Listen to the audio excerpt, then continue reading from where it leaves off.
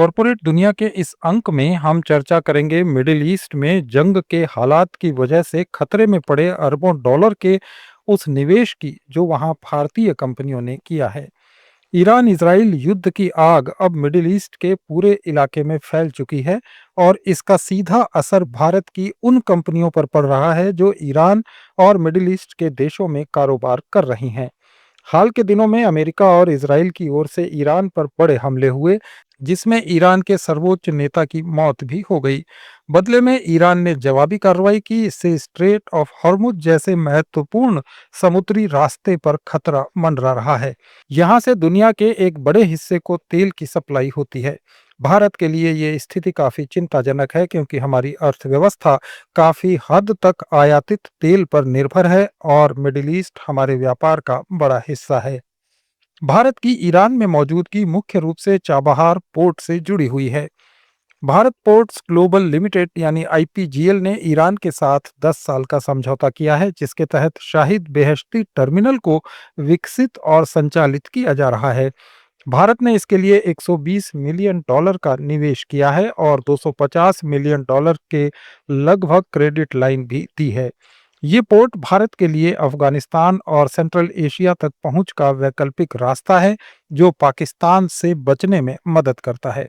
हालांकि युद्ध की वजह से इस पोर्ट पर काम प्रभावित हो सकता है क्योंकि इस क्षेत्र में अस्थिरता बढ़ गई है। इसके अलावा पहले ओएनजीसी विदेश लिमिटेड, ऑयल इंडिया लिमिटेड और इंडियन ऑयल जैसी कंपनियां ईरान के फारजाद बी गैस फील्ड में काम कर रही थीं, लेकिन प्रतिबंधों की वजह से ये प्रोजेक्ट रुक गया था। अब युद्ध के कारण इन कंपनियों के पुराने हितों पर भी असर पड़ सकता है। मिडिल ईस्ट के अन्य देशों जैसे United Arab Emirates, Saudi Arab, Qatar, Kuwait और ओमान में भारतीय कंपनियां काफी सक्रिय हैं। उदाहरण के लिए Adani group, Tata consultancy services, Wipro, Infosys, Sun Pharma और लार्सन एंड टूब्रो जैसी कंपनियां इजराइल में भी काम करती हैं, जहां से वे हाईटेक और डिफेंस के सामान का इंपोर्ट करती हैं। इजराइल भारत का बड़ा डिफेंस पार्टनर है और भारत इजराइल से 13% हथियारों का आयात करता है। वहीं जीसीसी कंट्रीज में भारत का निर्यात 2025 में लगभग 56.87 अरब डॉलर रहा। इसमें यूएई को अकेले 36 अरब डॉलर से ज्यादा का एक्सपोर्ट हुआ। कुल मिलाकर जीसीसी कंट्रीज भारत के सामान के निर्यात का 13% हिस्सा हैं। भारतीय कंपनियों का मिडिल ईस्ट, खासकर जीसीसी देशों में कुल निवेश काफी महत्वपूर्ण है। कई रिपोर्ट्स के अनुसार इंडियन कंपनीज ने दुबई में 2024 में 14.2 अरब डॉलर यानी लगभग 1.18 लाख करोड़ रुपए का निवेश किया है। ओमान में भारतीय कंपनियों का निवेश करीब 7.5 अरब डॉलर यानी लगभग 62,500 करोड़ रुपए के आसपास पहुंच चुका है। कुल मिलाकर जीसीसी क्षेत्र में भारतीय कंपनियों का इन्वेस्टमेंट कई अरब डॉलर में है, जिसमें मैन्युफैक्चरिंग, रिटेल, आईटी, लॉजिस्टिक्स और एनर्जी सेक्टर शामिल है। अगर युद्ध लंबा खिंचा तो इन देशों में व्यापार प्रभावित हो सकता है, जिससे फ्रेट रेट और इंश्योरेंस कॉस्ट बढ़ जाएंगे। इस युद्ध के भारत पर आर्थिक प्रभाव की बात करें तो ईरान में भारतीय कंपनियों का निवेश सीमित है, लेकिन चाबहार पोर्ट पर भारत का रणनीतिक हित काफी बड़ा है। अगर युद्ध से इस पोर्ट का काम रुकता है तो भारत को अफगानिस्तान और सेंट्रल एशिया तक पहुंच में मुश्किल होगी। मिडिल ईस्ट में काम करने वाली कंपनियों पर सबसे बड़ा असर तेल की कीमतों से पड़ने वाला है। ब्रेंट क्रूड की कीमत पहले से ही बढ़ रही है और यह $80 प्रति बैरल के करीब पहुंच सकती है या इससे ज्यादा भी। हर $1 की बढ़ोतरी से ही भारत का सालाना तेल आयात बिल 2 अरब डॉलर बढ़ जाता है। भारत 85% से ज्यादा क्रूड का इंपोर्ट करता है और मिडिल ईस्ट से आधे से ज्यादा तेल आता है। इससे भारत का इंपोर्ट बिल बढ़ेगा, रुपया कमजोर होगा और महंगाई में इजाफा होने की आशंका है। भारत के बाजार पर इसका असर साफ दिख रहा है। युद्ध की खबरों से सेंसेक्स और निफ्टी में गिरावट आई है। हाल के दिनों में सेंसेक्स 4% तक गिर चुका है। तेल की कीमतें बढ़ने से ऑयल मार्केटिंग कंपनियों जैसे इंडियन ऑयल, भारत पेट्रोलियम और हिंदुस्तान पेट्रोलियम पर दबाव आएगा क्योंकि इनके मार्जिन कम होंगे। वॉर की सिचुएशन से एविएशन सेक्टर पूरी तरह प्रभावित हो सकता है क्योंकि ईंधन की कीमतें बढ़ने से एयरलाइंस की लागत बढ़ेगी। पेंट, टायर, केमिकल और ऑटोमोबाइल सेक्टर में भी इनपुट कॉस्ट बढ़ेगी। दूसरी ओर अपस्ट्रीम ऑयल कंपनियां जैसे ओएनजीसी और ऑयल इंडिया को फायदा हो सकता है, क्योंकि उन्हें ज्यादा रियलाइजेशन मिलेगा। डिफेंस सेक्टर जैसे भारत इलेक्ट्रॉनिक्स और हिंदुस्तान एरोनॉटिक्स में सेंटीमेंट बेहतर हो सकता है, क्योंकि क्षेत्रीय तनाव से डिफेंस खरीद बढ़ सकती है।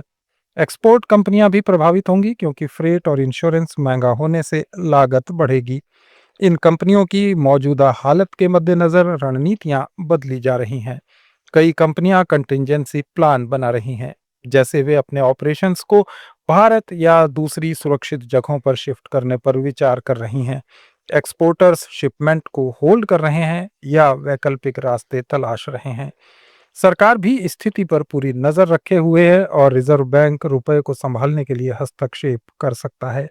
कंपनियां हाई इंश्योरेंस कवर भी ले रही हैं और सप्लाई चेन को डाइवर्सिफाई करने की कोशिश कर रही हैं। लंबे समय में भारत मिडिल ईस्ट से तेल आयात कम करने के लिए रशिया और दूसरे स्रोतों पर ज्यादा निर्भर हो सकता है। शेयर बाजार की बात करें तो भारत के अलावा विश्व के अन्य शेयर बाजार भी अनस्टेबल हैं। तेल की कीमतें बढ़ने से वैश्विक महंगाई बढ़ सकती है, जिससे अमेरिका और यूरोप में ब्याज दरें प्रभावित होंगी। माना जा रहा है कि भारत में इन सब कारणों से रुपया 92 रुपये 50 पैसे तक आ सकता है। अगर तेल $82 से ऊपर जाता है तो विदेशी निवेशक बाहर निकल सकते हैं, जिससे बाजार में और गिरावट आएगी। हालांकि अगर युद्ध जल्दी खत्म होता है तो इसका असर भी सीमित रहेगा, लेकिन अगर स्ट्रेट ऑफ हॉर्मुज बंद होता है तो तेल की कीमतें $90 से $100 तक पहुंच सकती हैं, जो भारत की अर्थव्यवस्था के लिए बड़ा झटका होगा। कुल मिलाकर ये युद्ध भारत के लिए एनर्जी सिक्योरिटी, बिजनेस और बाजार की स्थिरता के लिए एक बड़ी चुनौती है। कॉरपोरेट दुनिया में आज इतना ही। कॉरपोरेट सब्जेक्ट्स पर हमारे इस डेली ऑडियो वीडियो शो को रोज देखने के लिए फॉलो करें लेट्स माइक चैनल को। इसे रेडियो पर सुनने के लिए आप लेट्स माइक ऐप भी डाउनलोड कर सकते हैं। जुड़े रहिए लेट्स माइक के साथ।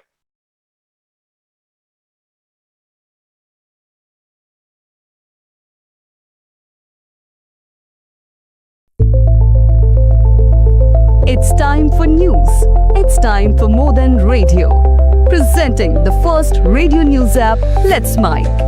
Let's Mike, a news-based app on your phone where you get to watch and listen news, talk shows, interviews, radio show podcasts. On Let's Mike, you get all relevant information of TV, print, radio, podcast, and digital. Let's Mike talks about every segment of life.